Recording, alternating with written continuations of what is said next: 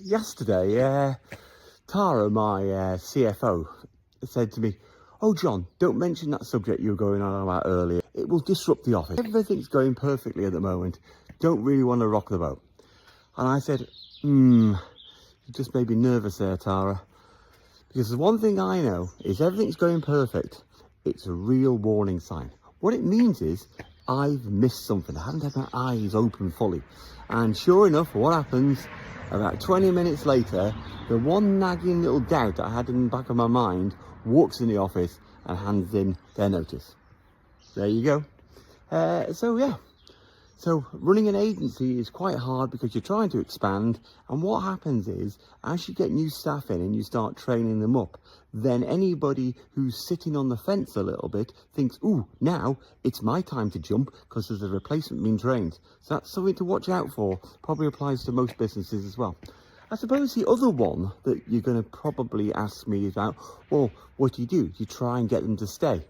I've tried that a lot in the past, and I think I have a new view on that. I don't think it's worth it. I think what it is, they've in effect decided to leave your little tribe or team and go off and join another or competing tribe. And in their head, they've already made that decision.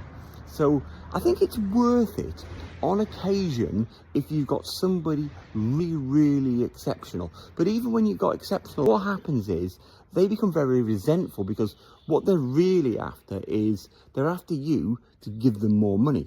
But the other thing that you've got to be aware of is that in the background, somebody else has said to this person, oh, we see your potential and we really want you because you're so great and marvelous to come join our team.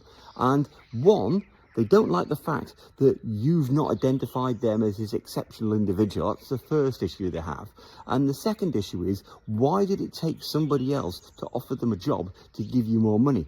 And what I found is they become quite resentful and they have a bit of a bee in their bonnet over that one. So yeah, learn that lesson. The other one is, suppose the next point you can ask me is, well, how are you? Are you concerned about it? How do you feel about it? And I think it goes back to the little point before of, do you know what? It's their decision. It's not my decision. They've got to do what's right for them. So whatever they've chosen to do is the right thing for them. And I fully back it.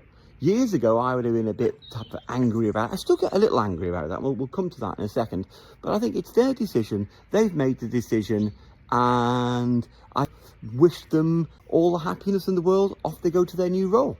It's not my problem anymore. After all, I'm just one little human being sitting on a little green blue dot in a universe, so it doesn't make any difference.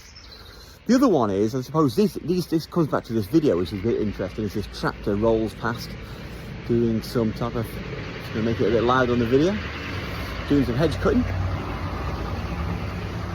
Anyway, the other one is that sometimes, even though these days I'm not angry about people leaving and I'm pretty chilled about people leaving, you still are a little disappointed. And you've got to, and I talk about this a lot, as there's the type of caveman side of my brain, and then on the other side it's the thinking human side of the brain. And it doesn't matter what you do in these type of situations, it always interests the caveman side of the brain, and the caveman's always going to be a bit annoyed about it.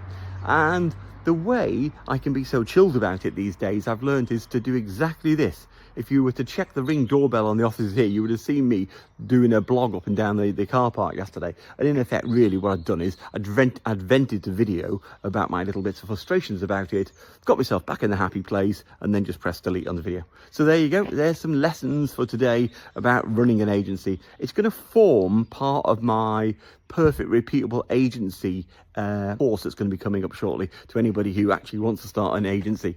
There you go. See you again.